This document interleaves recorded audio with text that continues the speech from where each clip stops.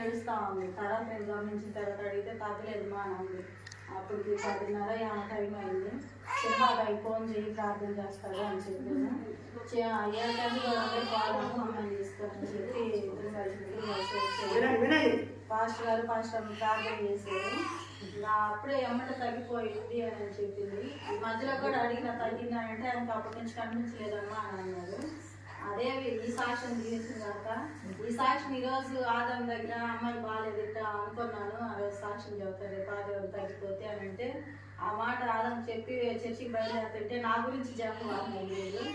ఆమె సాక్ష్యం ఏంటంటే తాగుతా ఉన్నాడు.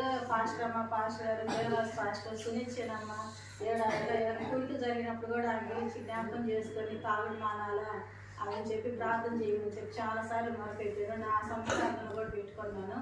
దేవుడు మార్చాడు. ఆయన అంతా నేను ఎప్పుడో జనవరి 1కే చదువుతాను అనుకున్నాను. మళ్ళీ ఆయన మనసు మారేమో ఎందుకు లేని ఇప్పుడేనని చెప్పి నేను అనుకున్నాను.